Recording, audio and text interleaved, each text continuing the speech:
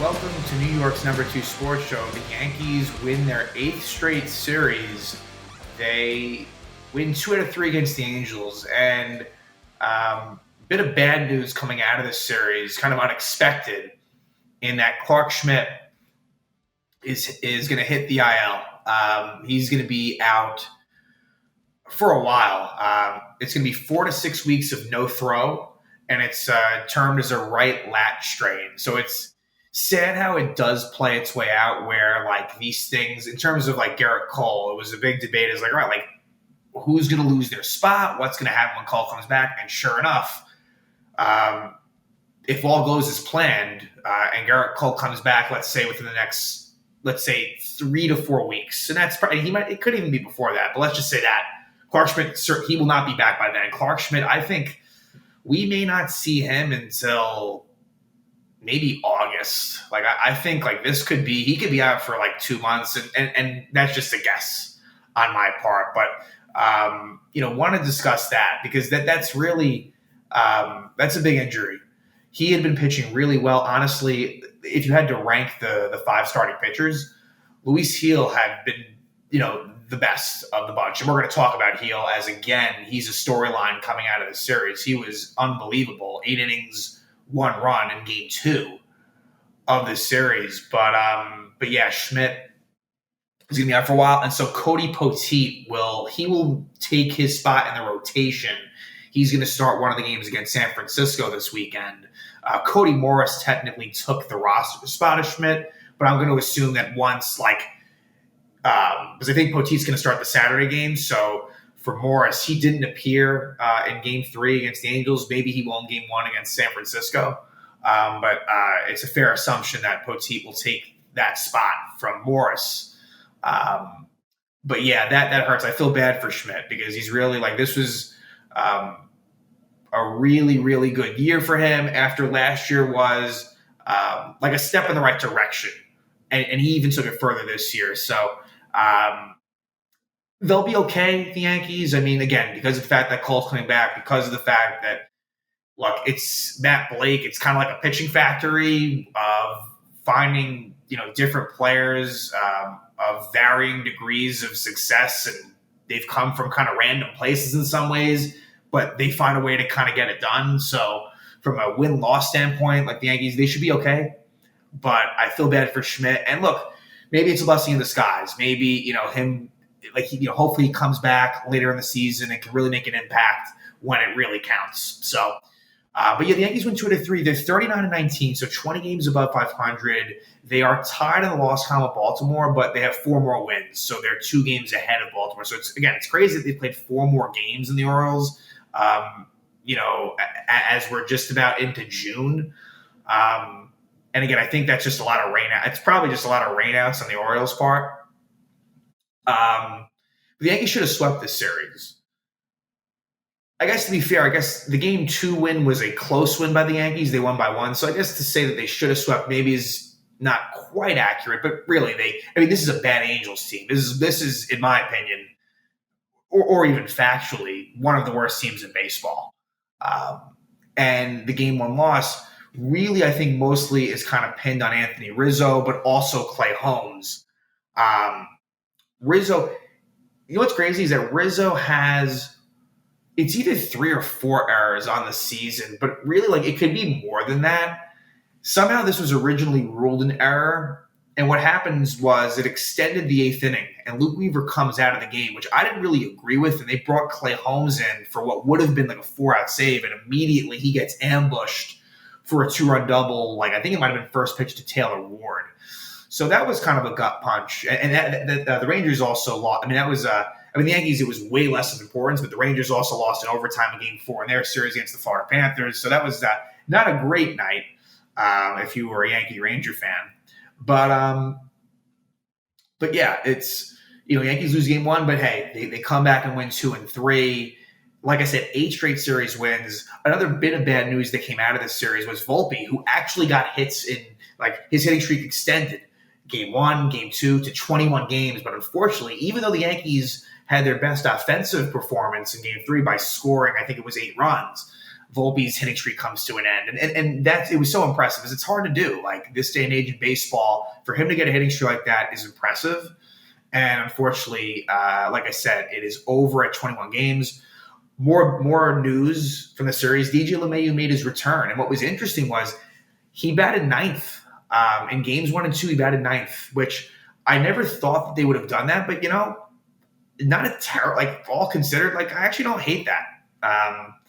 And he ended up batting sixth in game 3 because what they did was Rizzo went to the bench, LeMahieu moved over to first, and Oswaldo went to third base, and Oswaldo batted ninth. So they're going to move it around, but LeMahieu is going to be more towards the bottom of the order. And my expectations aren't really too high for DJ. I think he'll be okay. I think he'll be fine. Like, I don't think that he's going to be anywhere near the player that he was like a few years ago.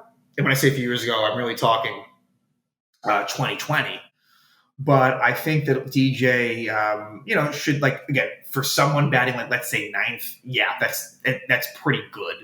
Because he should still, he's still a good bat to ball guy. Although I know last year the strikeout rate was up a bit, but good to have him back, and we'll see what he can do.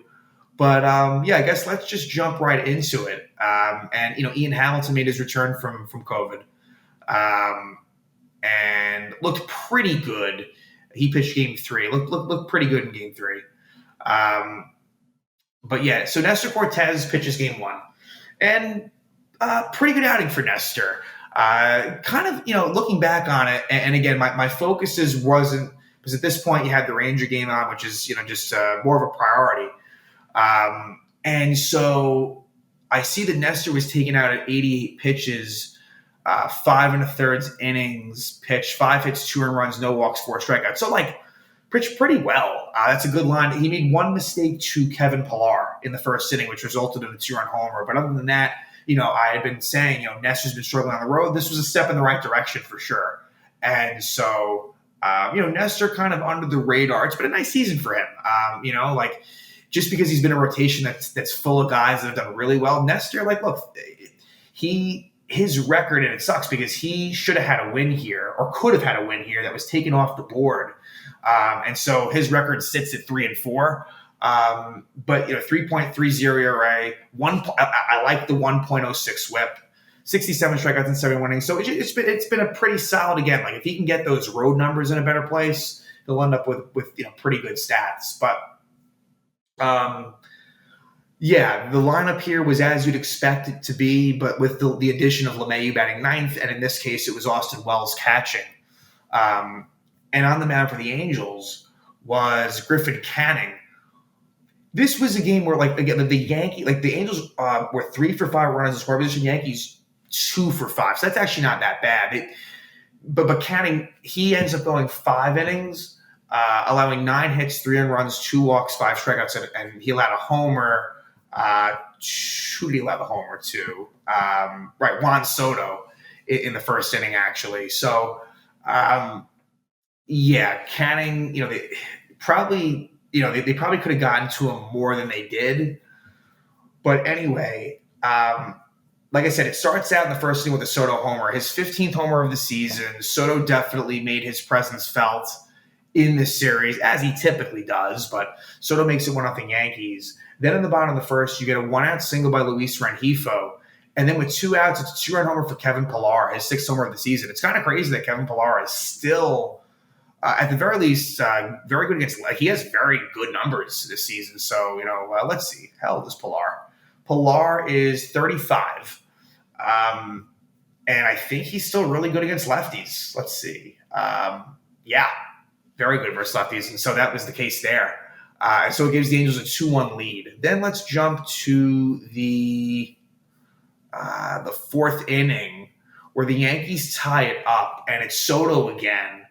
A 2-out rally for the Yanks. So LeMahieu walk and a Volpe single. And so, Volpe extends the hitting streak at that point. But Soto is able to get an opposite field RBI single to tie it up at 2. Then at the top of the 5th, Yankees take the lead. So they catch a break. Stanton strikes out, but it's a wild pitch. And so he actually reaches first with 1 out. Then Rizzo grounds into a force, so they get Stanton out at second. Rizzo's at first. Gleyber walks, and then you get an RBI double by Austin Wells. And here's another example where Austin Wells can't catch a break because Rizzo scores, but they throw Gleyber out at home. This was a pretty bad send by Luis Rojas, as Gleyber was thrown out by a lot.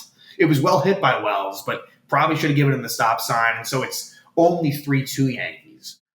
Let's go to the sixth, and after a one-out single by Luis Rengifo, and Rengifo is one of the few, he's a really good hitter, actually. One of the few bright spots on this Angel team, and Luis Rengifo is definitely one of them. Taylor Ward's also a pretty good player.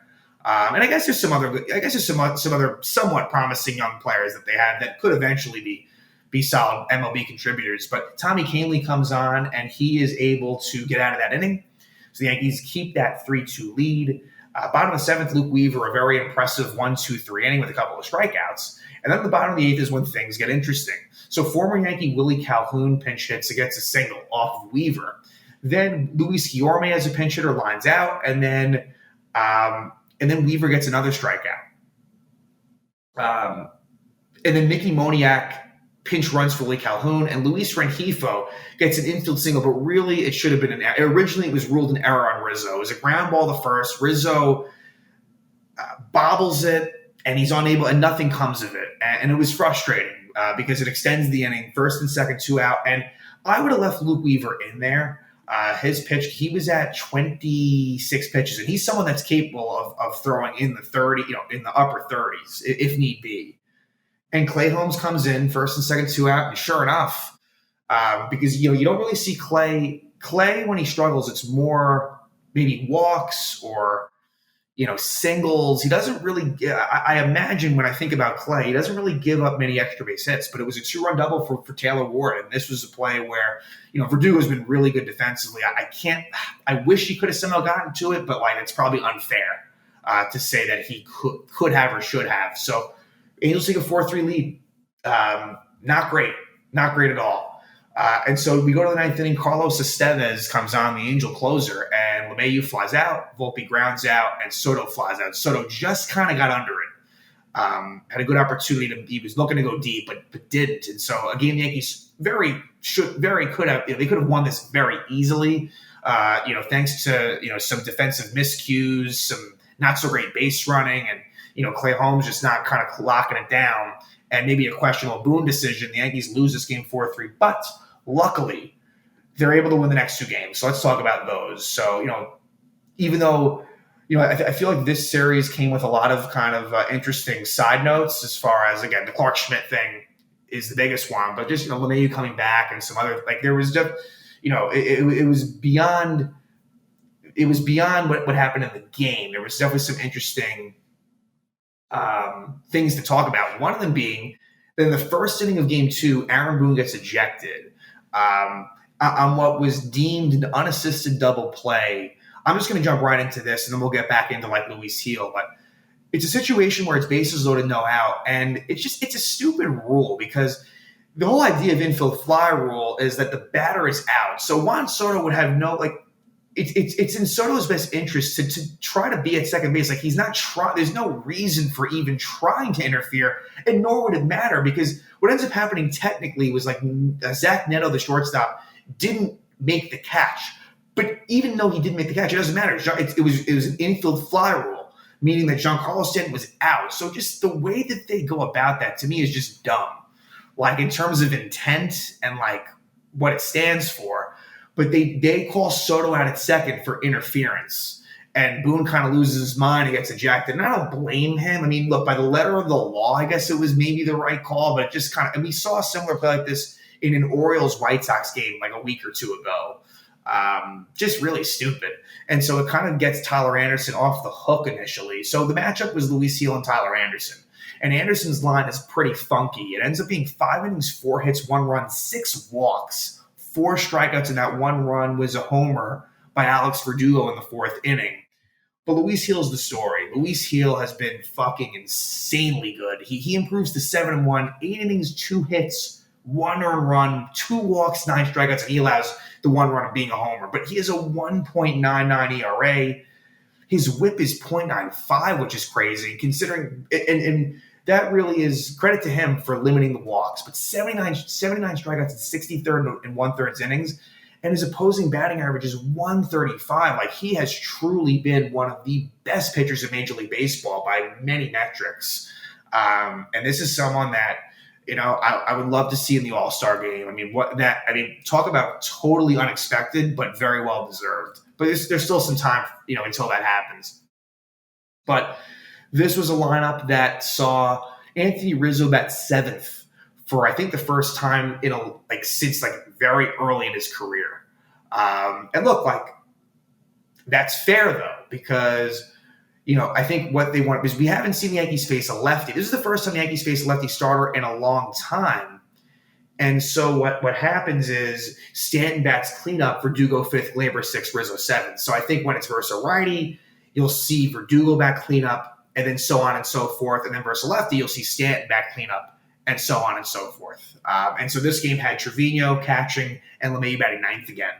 So, like I said, you have that crazy situation in the first inning where the Yankees end up not scoring. But then in the 4th inning, Verdugo homers. It's his 8th homer of the season to give the Yankees a 1-0 lead. Heel doing a great job. And then in the 7th inning, it's a Little League home run. Little League inside the park type home run for Volpe. So technically it's a triple. And he ends up scoring on an error by Luis Rengifo. So really great hustle by Volpe on a hit to right field. And Joe Adell was, I wouldn't even say slow. He was going to the corner, but Volpe with great hustle decided he's going to go to third. And, look, somewhat of a risky decision with no outs. The pitcher was Hunter Strickland, but Volpe gets in there, and Rengifo trying to throw him out at third. The ball goes away and into the dugout or into the stands. And so Volpe's awarded home. And so the Yankees take a 2-0 lead. That was actually a big run, because then in the 7th inning, Logan O'Hoppe, he homers. It's a 6th homer of the season. So the one mistake by Heel was that. And so the Yanks lead is now 2-1. Let's go to the 9th. And Clay Holmes gets into a bit of trouble. He does. And consider what he did the night before, which wasn't great. Leadoff single Rengifo. Give Verdugo a lot of credit. He does a nice job of hustling into the corner and limiting that to a single. And it was really important because the next batter, it's a wild pitch. So Rengifo goes to second, and then Taylor Ward walks, which at the time I actually thought that was a good thing. Even though he was the lead run, I felt all right, Holmes has the ability to get the double play. Taylor Ward is one of their best players and had a nice hit off of Holmes the night before. And what do you know? Willie Calhoun, who hit the ball pretty well, hits a 4-6-3 double play. That was really, really big. And then it ends up being the last out is Logan O'Hoppe grounding out. So Holmes gets into trouble, but gets out of it and gets his 16th save of the season to give the Yankees a 2-1 win. And that would have sucked. To have somehow lost that game late after losing the night before would have been bad. But at that point, they tie up the series. And so what I forgot to mention is that this improves their rubber game record. Probably, again, it's been a little bit since they've had one. So it probably improves it to about 5-0, give or take. I'm thinking I might be off by a game. But I'm thinking it's around 5-0, maybe 6-0. So pretty good stuff there. But yeah, Yankees-Angels game 3. And at this point, we learned the news before game 3 about Clarke Schmidt being injured. But it's Carlos Rodon against Patrick Sandoval. And Sandoval, who's been struggling the season, actually had a pretty solid performance. He pitched pretty well for the Angels. And for Rodon, was really cruising through 6 innings and then got into trouble in the 7th. So his final line ends up not being it's not bad. It goes down as a quality start. But Rodon, with the win, improves to 7-2, and that's great to see. But it's 6 innings, 3 hits, 3 earned runs, 1 walk, 5 strikeouts with a homer. And so the ERA moves up. Again, the standards have been set so high for the rotation that this kind of goes down as ends up not being a great outing. But again, need to provide some context that he, the 7th inning, it kind of got away from him. But yeah, Sandoval, he goes 6 innings, 2 hits, 2 runs, 3 walks, 7 strikeouts, and he allows a homer to Aaron Judge. But the Angels are actually the ones that jump out to the lead. And as I mentioned earlier, Rizzo not in the lineup. LeMahieu goes to first base, bats 6th, and Oswaldo Cabrera would be the third baseman, batting 9th. So Logan O'Hoppe in the second inning homers off of Rodon. So if there's one issue that Rodon's had, it's been homers, but the 10 homers he's allowed, all solo homers. And so that's really good. So 1-0 Angels at that point. And let's see. Go to the 4th inning. Leadoff walk Juan Soto, and then a 2-run homer for Aaron Judge, his 18th homer of the year. So Judge just, even though Judge actually had a 4-strikeout night, still is able to find a way to, produce. And we've seen a lot of that lately. So another series where you see Soto homer and Judge homer, I mean, that's going to lead to good things. So the Yankees take a 2-1 lead. And then let's go to the top of the 7th. And that's where Adam Simber comes on for Sandoval. And the Yankees score 5 runs. Leadoff walk for Verdugo. A nice hit and run single by LeMahieu gets Verdugo over to third. Then not a great job by Glaber. He pops out. But then Trevino walks. And so now it's bases loaded, 1 out. And Oswaldo Cabrera gets a bases loaded walk. Gives the Yankees a 3-1 lead. And then Anthony Volpe in search of extending the hitting streak, but he does the unselfish thing. And he draws a bases loaded walk. So not a great job by Adam Simber. 4-1. So Jose Suarez, who I believe is a lefty, I think. Jose Suarez, let me just confirm that. Almost certain. Yes, he is. And the big blow would be a Juan Soto bases clearing 3-run triple to give the Yanks a 7-1 lead. So great job by Juan. And so let's see. That's crazy. Soto 49 RBIs. That is, again, like batting in the 2-hole as well. Like that's impressive. So he his OPS sits at 999, and he's batting 312. And for Judge, he has an OPS over 1.020 for Judge. So 7-1 Yanks at that point. Bottom of the 7th is where Rodon gets into some trouble. Leadoff walk Rengifo, single Ward, and then a RBI double for Kevin Pillar. So the night is over for Rodon. Ian Hamilton comes on, does a pretty good job. He strikes out O'Hoppe and strikes out Adele, but then he does walk Zach Neto. So Willie Calhoun is announced as the pinch hitter, so they bring on the lefty Caleb Ferguson, to which Willie Calhoun gets an RBI single to make it 7-3, but then Ferguson gets Kyron Paris to ground out.